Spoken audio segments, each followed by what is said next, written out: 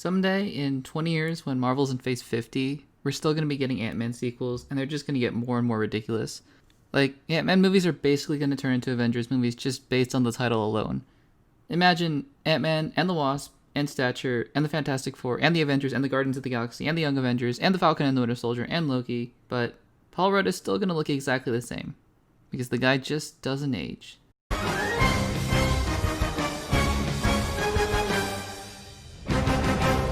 Spoilers ahead for Ant-Man and the Wasp.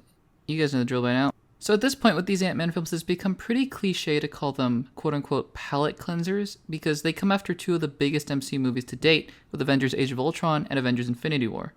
People call them palate cleansers because they're just light, fun movies and they're entertaining in stark contrast to the dark, heavy Avengers films. And because of this, they have this reputation of being really, really good because they're a really nice balance to the MCU films that preceded them. Is this fair to say? Well, yes and no. I mean, this is a review, so we're going to try to look at this as objectively as possible while I insert maybe some of my subjective feelings here or there. But yeah, overall, we're going to try to use criteria to break down these films. So with that in mind, yeah, does context really play a huge part in that? Like, when in the MCU that this film was released? Not really. Then again, you can make the exact same argument for sequels, right? Like, can we not look at The Empire Strikes Back in the context of A New Hope and Star Wars? Can we not do the same thing for The Last Jedi? Do we just have to look at them as standalone films? Because, I mean, that's kind of what we have to do for Ant-Man, right? So while the placement of this film in the grand scheme of the MCU isn't a huge deal, and it won't be touched upon a lot in this review, I do want to say that I actually do appreciate it quite a bit. Because yeah, if this film was released at any other point, it might have been a little less well received, but the fact that it came after Avengers Infinity War was just such a nice break from that heavy, dark ending that we saw in that film. And just like that first Ant-Man film, what this film does so well is it shrinks the scale both literally and figuratively. Not every single MCU film has to be about saving the world, right? Which is where the Ant-Man films come in. This is really just a film about Scott Lang and him trying to stay under house arrest long enough so that he can get out. And along the way, there are some shenanigans. There's Hank Pym, Hope Van Dyne, Sonny Birch, The Ghost. I mean, it's just fun and games, right? I love that this film is mostly self-contained in San Francisco because they get to really play around in that little sandbox there. Towards the end, we get to really see them explore San Francisco, go through the winding streets, the elevations, go near the ocean. It's just great. These are things films like Avengers Endgame and Avengers Infinity War can't afford to do because they're literally time-hopping or jumping between different worlds like Titan and Nidavellir. And so I really appreciate that the Ant-Man and the Wasp film actually keeps the scale really small and self-contained. It lets the stakes feel a little more personal and a little closer to the audience, which I really appreciate. Now I will say though, one thing that this film doesn't do quite as well as the original one is retain the emotional core. If you watch my review for the first Ant-Man, then you know that I really, really enjoyed the dynamic between him and Cassie Lang. Because at the end of the day, that film was really about a relationship between a father and daughter, which is the motivation behind him wanting to get out of jail and become a better man. This film doesn't really have an emotional core, to be quite honest with you. I mean, there are a couple scenes where Cassie and Scott are talking, and there's a really adorable scene where she's telling him that she wants to be his sidekick, but other than that, I mean, not much going on there. And because of that, this film kind of feels a little more surface level in a sense. There's not a really deep message, there's no emotional connections between much of the characters, it's just fun. And while that's not necessarily a bad thing, it's just something to note that this film doesn't really dive deep into the characters that much. Speaking of the characters though, I have to mention this every single time I review an MCU movie with him, but Paul Rudd is a national treasure. And like I mentioned before, he literally doesn't age. Like, at all. I'm dead serious though. If I had to rank MCU actors based on pure charisma alone, and just the ability to carry a film, he would be right up there near the top, next to Chris Hemsworth and Robert Downey Jr. Because he's just so naturally funny and charming and endearing, and you just root for the guy without even knowing that much about him. Like his desire to just get out of house arrest, protect his family, all of that, it's just so relatable. That's what makes Paul Rudd such an asset to the MCU, is that he's able to relate to the audience really well. He's a really great stand-in, right? In Avengers Endgame, when you see him, he's acting all confused, and so is the audience, right? When they see the Hulk for the first time at least, or when he's talking about time travel. Because he's such a small fish in this big world, and so is the audience. And so it's really great to have a character like that to relate to in these giant movies. Touching on the other characters, Evangeline Lilly is now the Wasp officially, as she is in the title, and, well, I think she's pretty good. Personally, she's not my favorite MCU hero, and her personality is a little bit wooden. Like, sometimes she just feels snarky for the sake of being snarky, and that doesn't really translate that well to the audience. But overall, she fits the role very well, and she does the action scenes really well, and her relationship with Scott and chemistry with Paul Rudd, yeah, everything works. Solid. Very solid. Of course, Michael Douglas is back, and he's great as always. As are Scott's three companions, led by the wonderful Michael Pena as Luis, who again gets some awesome time to narrate. I mean, I live for those scenes, and guys, if they don't do that in Ant-Man 3, where he basically narrates how he got snapped away, or blipped, or whatever they're gonna call it, then, I don't know. That's a huge missed opportunity right there. Rounding out the returning cast, Abby Ryder-Fortson again is great as Cassie, although, like I mentioned before, she doesn't really have that much to do, which is really disappointing, but still, she's great. But let's talk about some of the new characters, because I think they're really interesting, actually. You have a really interesting blend here. First of all, Lawrence Fishburne, who's a really big established actor heading into the MCU for the first time. And ironically, he actually played Perry White in Man of Steel and Batman v Superman, so there's that, if anyone cares. Honestly, he's kinda hit or miss for me in this film. Like I mentioned in my Thor Ragnarok review, performance and character are not the exact same thing, right? You can have a really good character and a really bad performance, or you can have a really good performance but a really bad character. And so in that regard, I think Lawrence Fishburne gives a great performance. But the character of Bill Foster, he's kind of just there to give exposition most of the time. He doesn't really do anything.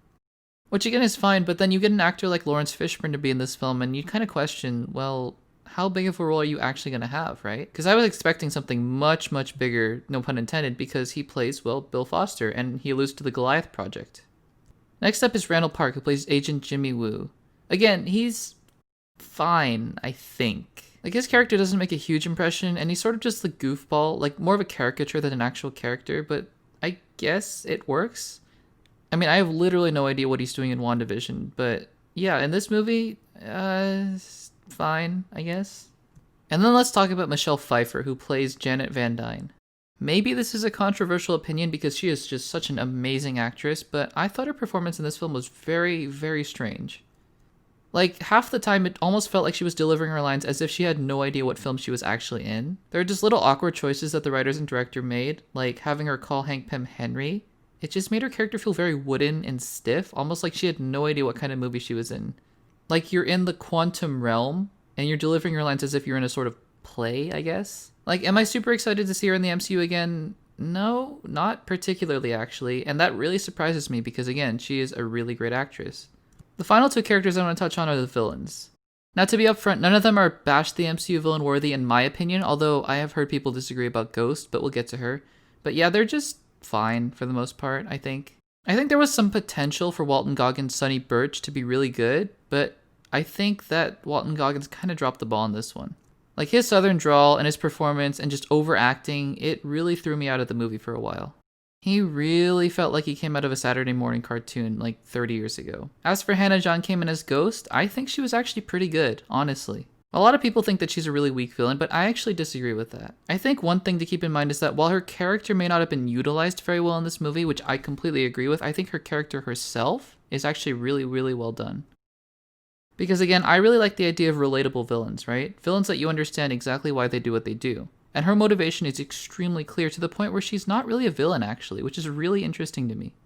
And the fact that she does a complete 180 at the end and joins the quote-unquote good side, I think that's a really interesting angle to take. I just think she was kind of underutilized in this movie. Like, her powers are super cool, but they weren't really used in that original or creative of a way.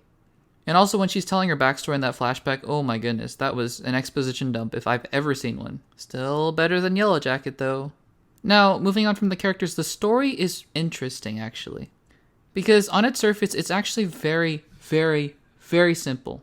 Essentially, these heroes are just playing hot potato with the lab, right? They're trying to get it away from Sonny Birch and Ghost. And it creates this sort of cat and mouse game where they're trying to get the lab away from the bad people, and the bad people are trying to get the lab, and it's just this huge chase in San Francisco, all of that stuff. But I don't know if this was just me. It just kind of felt like one extra little element was kind of missing from the film, if that makes sense. Like, the film felt overly simplistic in a certain way. To the point where the villain plot kind of gets resolved completely by the end, to where the villain literally joins the good guys and Walton Goggins just kind of disappears. And Paul Rudd gets out of house arrest and everyone's happily ever after, and Hope and Hank and Janet, they're all happily ever after in their new house. Like, I don't know, there's just something that felt so oddly simple about this movie, like it was missing that just one little extra piece of plot or something that would make this film a little bit better. And you kind of feel yourself wondering, what is the point of this movie? Like, what is the point, the central conflict, if you will, that the film is trying to get you to care about? In Avengers Infinity War, for example, it is stop Thanos from getting the stones. Easy peasy. In Avengers Age of Ultron, it is stop Ultron. In Ant-Man, it is Stop Yellowjacket. But what is the point of this movie? Is it the lab? Is it to get Janet back? Is it to stop Ghost? Is it to stop Sony Birch? Like, there are all these different plot elements that are coming in here, and I guess it's the lab, right? But not one of them feels more important than the other, which kind of makes this film feel a little confused in a certain sense. But if I'm being quite honest with you, I actually do kind of like the hot potato element of it. It feels a little fresh, you know, unique in terms of the MCU films. Like, sure, the other films have had MacGuffins, like Guardians of the Galaxy with the orb, but this just kind of feels natural, you know? And it drives the plot forward and it makes it feel quick. Visually, this film is great as always, although some of the scenes kind of feel a little copy-pasted from the original Ant-Man. Giant Man is great as always, just like he was in Civil War, although I wish we saw a little bit more of him. Honestly, I just wish we saw a little bit more of creativity in terms of the action sequences. I mean, I love the Hello Kitty Pez dispenser, that was great. I just wish we saw a little bit more of that, rather than just the shrinking and punching kind of thing. Now, if I have to harp on a couple more things, which I think are basically the only things I have left to talk about in terms of negatives, then those would be the script and the score. I think the script is a little all over the place, if I'm being honest.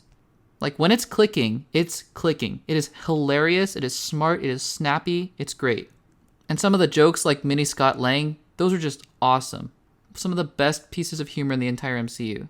But when the film wants to deliver exposition, it has a really hard time doing that. And when it wants to explain things, it just kind of stumbles over itself. And the musical score, in my personal subjective opinion, is pretty much, in all facets, pretty much worse than it was in the first Ant-Man film. The composers changed from Michael Giacchino, who is brilliant, to Christoph Beck, who, I'm not saying he's not brilliant, and he's not a brilliant composer, but I just don't know what he's done, and I don't have enough to go off of. So I will just say that his work in this film, not as great as I'd like it to be. But overall, I mean, this isn't a film, like I mentioned before, that's going to leave you emotionally devastated, or it's not going to leave you thinking about much, but when you're watching it, it is breezy, it is quick, it's such a fun time, and it's just enjoyable all the way around.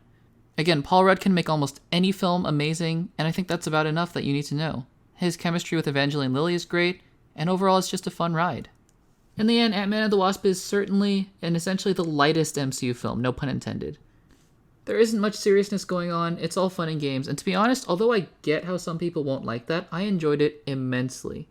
I just love Scott Lang and Paul Rudd, and I think that the jokes were funny, the story was quick and enjoyable, and it doesn't really weigh on you that much, which I think is perfectly fine. This film doesn't need to be Citizen Kane, and it knows it. I'm going to give Ant-Man and the Wasp a B and an 8.3 out of 10. So, Jimmy Woo is going to appear next in WandaVision? That's odd, seems like a weird place for this character to show up. I wonder where else we've seen old Jim. Maybe that'll give us a clue as to what he's doing in WandaVision. You are not Jim. This is Jim! How did... What do you guys think about Ant-Man and the Wasp? Do you like it, not like it? Maybe you're in the middle? I know a lot of people are in the middle about this film, which is totally fine. I just personally really enjoy it. Let me know in the comments down below. While you're at it, make sure to subscribe and give this video a like if you enjoyed it to support the channel. And if you want to see some more content, then check out the videos on the screen right now. Thanks for watching, and I'll see you in the next one.